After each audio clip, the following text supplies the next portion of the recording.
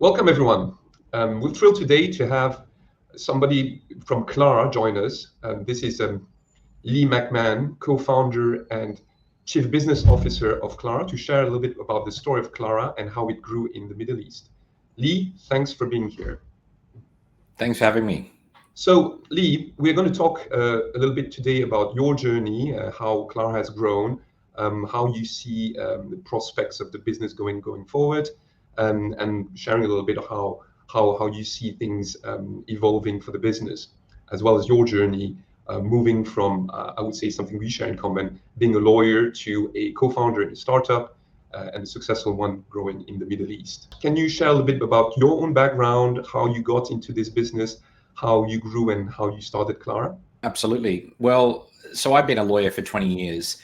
I would say that I was probably always an entrepreneur, but I just did law as a day job. I was very techie. I always have been, almost since I was about 8 or 10. I probably, looking back at it, could have gone two paths, one down pure tech and the other one was law. As you know, in the early stages of our days as lawyers, tech and law really didn't gel well together. They were very two different worlds. And so I was very fortunate that after growing up in Sydney, Australia, moving to the Middle East in 2008, that as I was there in the law firm, I started seeing technology slowly creeping in through the form of automation in bigger law firms. And a lot of talk was around how these efficiencies were going to change the model of law. It came at a great opportunity, at a great time to be able to sort of harness that and get back into my love of tech whilst not quitting my day job. And that's kind of the genesis of how my entrepreneurial journey started. Thanks. I can share a lot of parallels in my own story, maybe not as early in as you did. But maybe you can share and we can talk a little bit about how the transition from being a lawyer to a startup founder has been for you. The one thing I would say is, look, law is a very tried and tested business model. It's something that when you're in it, you know exactly what you're getting yourself into. It's often billable hours. There's always a demand for lawyers. I found that most lawyers don't often naturally want to become entrepreneurs. That doesn't mean they don't have a desire to be an entrepreneur. It's just that we're trained to identify risks as part of our day job.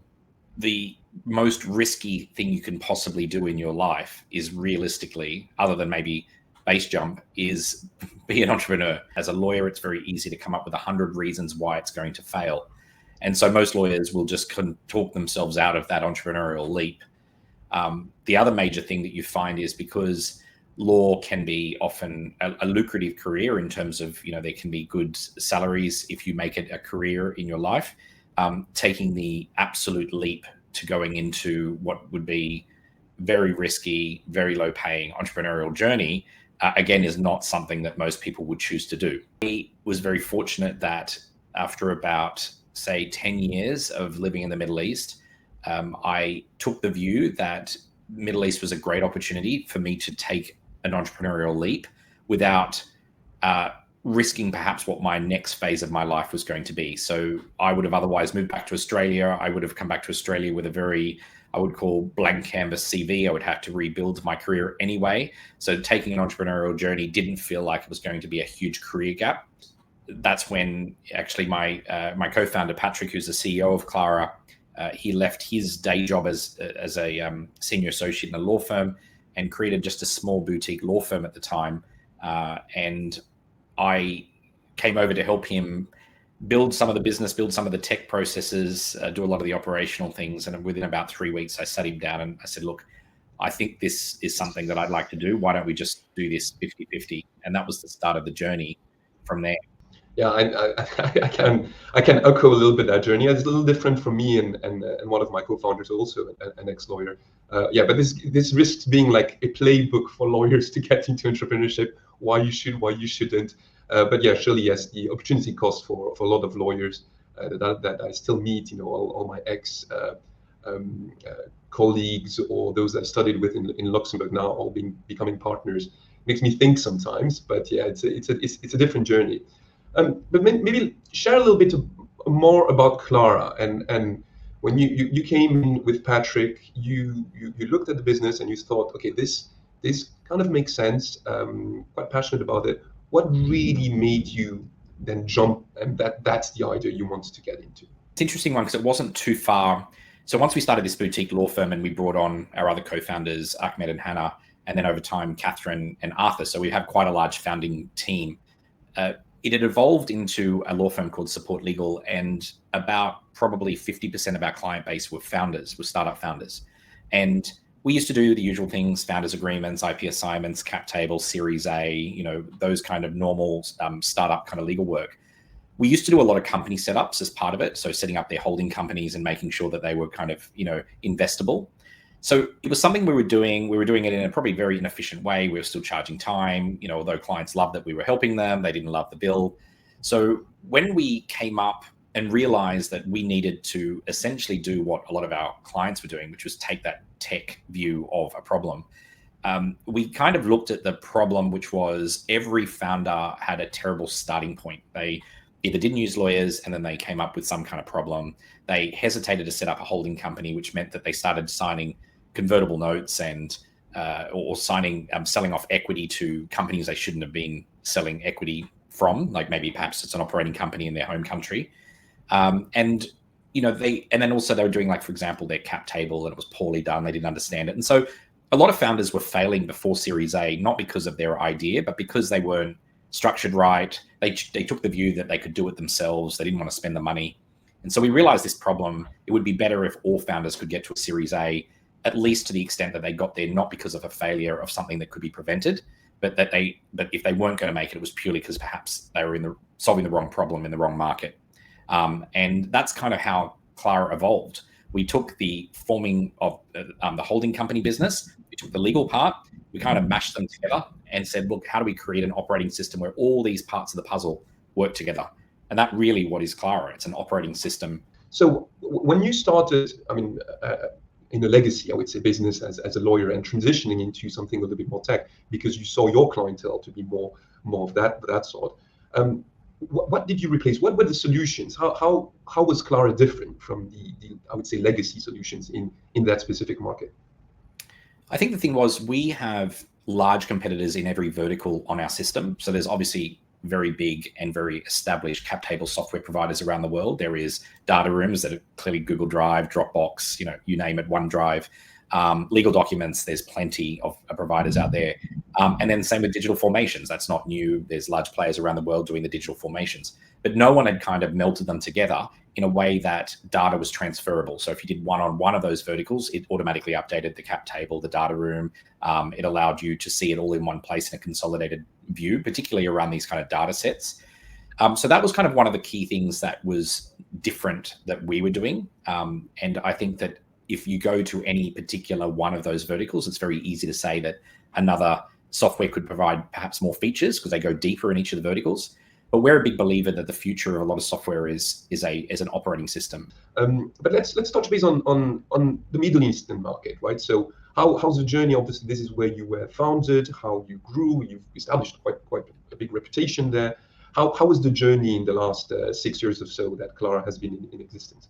The Middle East is an interesting market generally for startups. I would say a majority of startups that come into that market are what I call copy businesses, where they've seen a trend happening in Europe or the US or even in Asia, and they quickly try to replicate that in the Middle East and try and be first mover in that particular. Could be, essentially what was Grab or Uber or Careem in the Middle East. These are all sort of ones where people came and they saw what Uber was doing and they wanted to take market share quickly.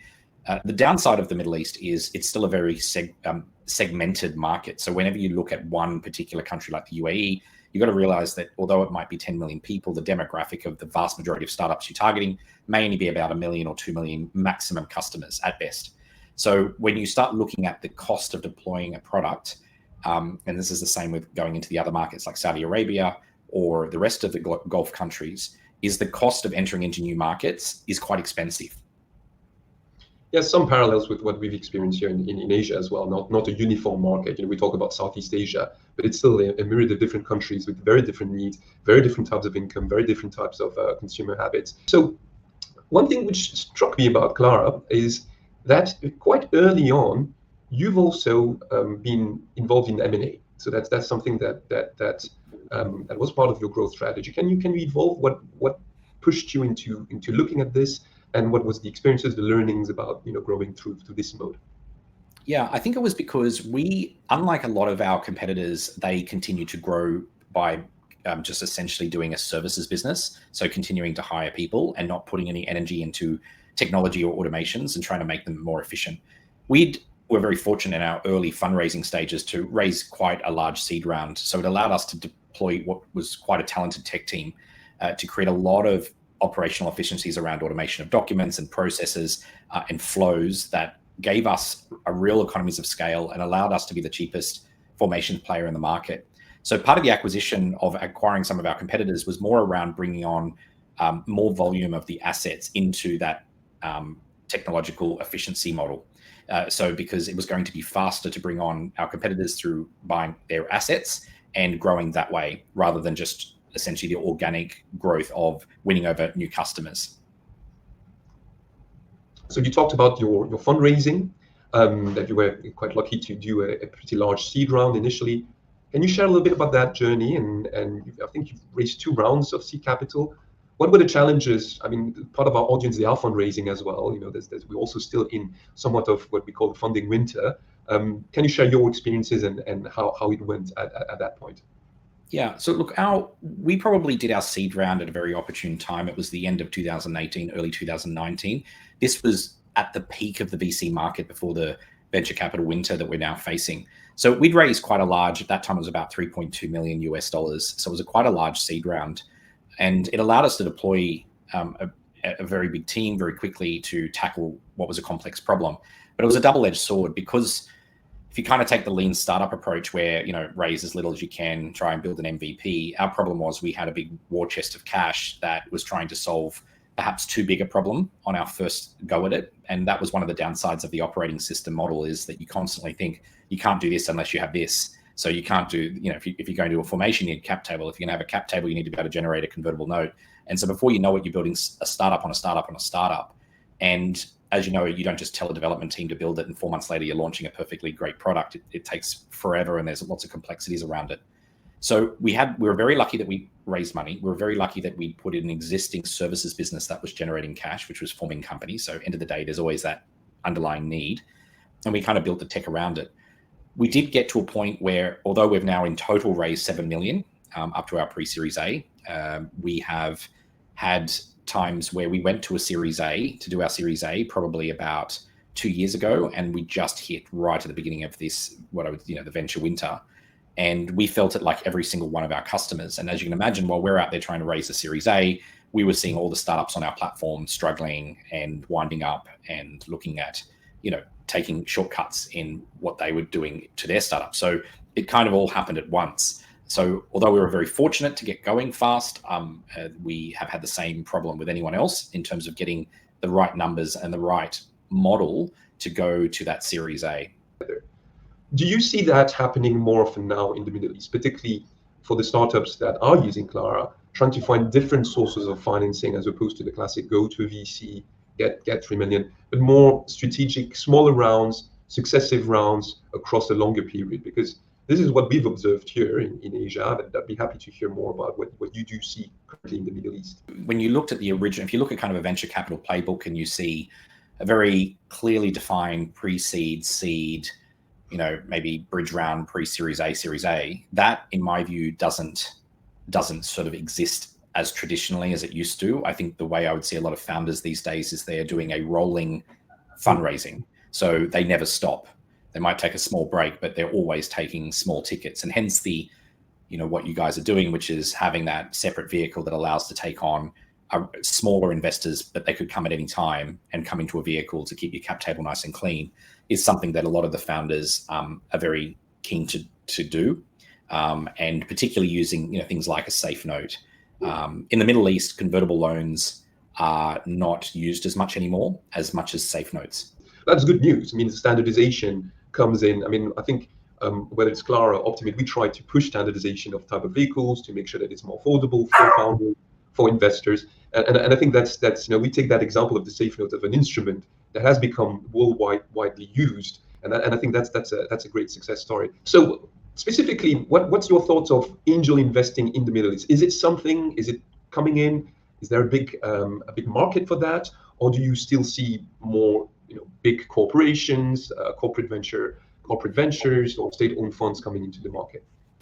No, I think angel investing is it was very big in the UAE after what I would say after say 2015, 2016. So this was at the growth of, there were about 4 or 5 businesses that were heading to unicorn status in the Middle East. Maybe 1 or 2 of them made it.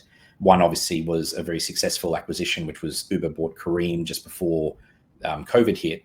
And a lot of the early stage angels who were involved in a smaller fund, or they'd invested in their own right, were obviously had great success. As you know, with most angels, when they'll always tell you about their amazing success, that they always knew it was going to be a winner. However, I would say in the UAE that you're now seeing more of a trend in Saudi. So Saudi is a much larger market. So there's about, say, a population of 35 million, but there's also a much larger family network of investors. So what often happens is families stay together to invest, and they meet, and they will then collectively invest as a family group. That's interesting. I think we see that a little less here in Asia. Of course, there's family offices, but they are really structured themselves. So it's less as a group that comes in as a syndicate, which is mostly family oriented. So that's quite an interesting insight. Going back to, and then I think you've already talked a little bit about it, but could you elaborate more on the challenges you see startup founders face in the Middle East market? What are the pitfalls? What are the errors one should not make into growing and expanding into the Middle East? I'm asking for ourselves because we're considering that as well. So I'd be happy to hear a little bit more on that specific point. I would say one of the biggest challenges you'll find is the cost. So in the Middle East, the 2 regulated free zones, so DIFC and ADGM, although they have a great reputation, they're very much sort of open doors to the rest of the world, come and set up here. The cost of running and maintaining those structures can be very expensive. So the Middle East, particularly around operating companies with an office, can still be that sort of $10,000 to $15,000 a year just for an operating entity, not to take into account even a lease. So once you start to build a small team, you can start spending $20,000, $30,000 just turning the lights on. And this is something that a lot of people don't realize. The other thing is the regulatory framework. So the regulatory framework, ADGM and DIFC, and remember, Clara, we're in Cayman, BVI, Delaware. We know ADGM, DIFC, we're the largest corporate service provider at ADGM. It's highly regulated, and the compliance requirements are what I would say some of the most onerous in the world. And although they meet the same AML requirements as probably what Singapore has, you will always notice that people get quite shocked at how complex building that compliance requirement is into a technology flow. So when you kind of think about how Revolut and Wise dominated the world, they had mastered the minimum amount of AML requirements in the jurisdictions they needed in order to meet the standards. But if they were coming and opening up in, say, the Middle East or the UAE, they would actually find that compliance flow would not be as smooth a UX experience as perhaps they've got elsewhere in the world, particularly places like the UK or the US. Yeah, and you see this evolving? Are things getting better, or quite the opposite? They're getting more. I mean, I guess there's opportunities for Clara either way. But what is the trend? Are the regulators cracking down, putting more onerous requirements? Is there a path to more digitization, acceptance of more digital tools? Or are they going back to more the classic ways of doing verifications? No, I would say from the regulator standpoint, they have been very good in relation to being open to digital solutions. So a lot of those kind of digital KYC processes is great, and it's slowly riding out. Like I know that DIFC's rolled out on FIDO and a few other software solutions that are used all around the world. The problem you've got in the Middle East, again, around the segmented market, which is probably similar to Asia, is that KYB, so understanding business information, is very difficult. It's not necessarily publicly available all the time. Mm-hmm. So therefore, there's still a manual process of checking it. We also struggle where, unlike places in the US, UK, where you can put your ID and it will know your address straight away, in the Middle East, you still have to rely on bank statements and power bills. And the problem with that is the addresses are often incorrect or not printed in a way that a system can recognize it. So there's still that manual human touch in any process. The UAE, has digital signatures. They accept them as a form of binding contracts. So all of these kind of processes have come a long way. Part of the challenge on the regulatory side is the UAE only just came off the grey list in probably February this year. So they had spent a lot of time trying to clean out what was otherwise quite a messy and complex jurisdiction where people would set up entities for anything other than perhaps just doing traditional businesses. I think this is a challenge we probably face, because when we onboard clients, whether it's Clara or Optimate, and our clients think we have a tech solution, but there's certain things that still require a little bit of manual intervention, and that take a little bit of time. So I think, yes, in our experience, 15 years being a lawyer or setting up companies, we do know that nothing's really immediate as you touch as a little bit of KYC or regulatory compliance. It's a little bit more complex than that.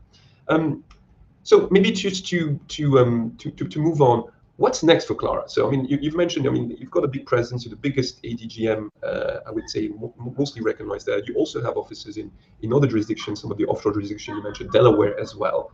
What's 2025 going to look like?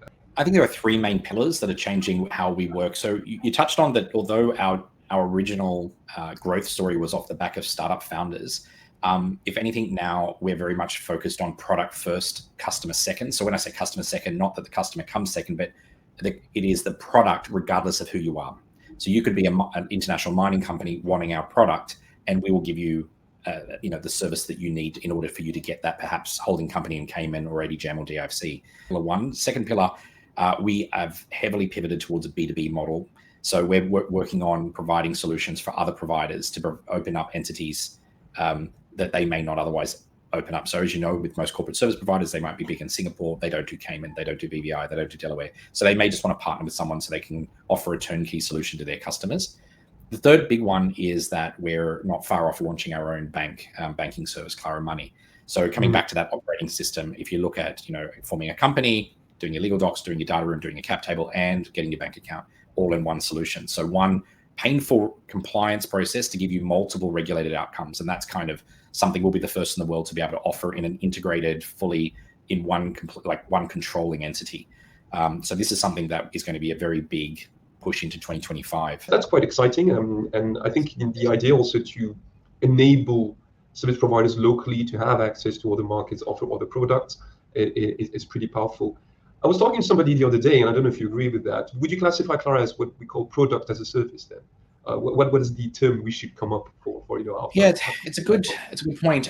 Where we'd probably look at going is a hybrid. We try to come up with the name as formations as a service. That's the ultimate B2B model, where we've solved a complex process flow with a compliance regulatory angle, so that everyone who wants to service their customers to form a company and open a bank account can do it in one product. So, if you look at a kind of a growth model, unless we've got a huge marketing spend, which even then would be complex, forming companies is often through a trusted advisor. So people come to you because they trust you, they recommend your judgment, and they will go with you.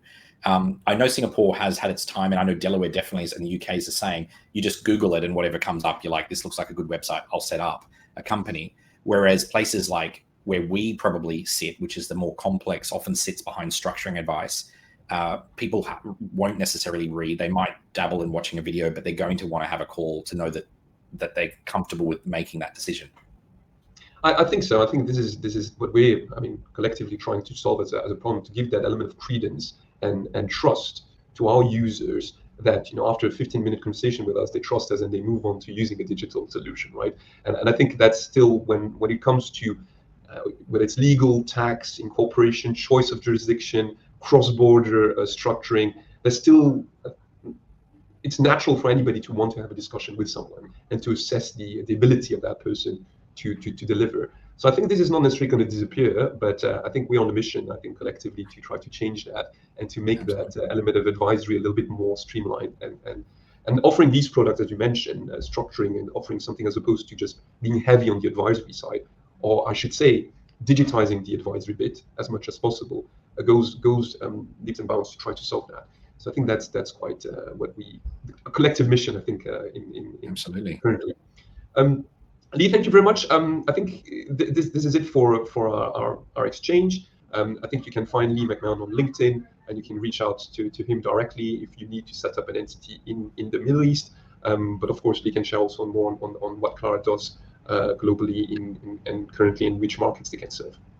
Thank you very much, Lee. Thanks for having me.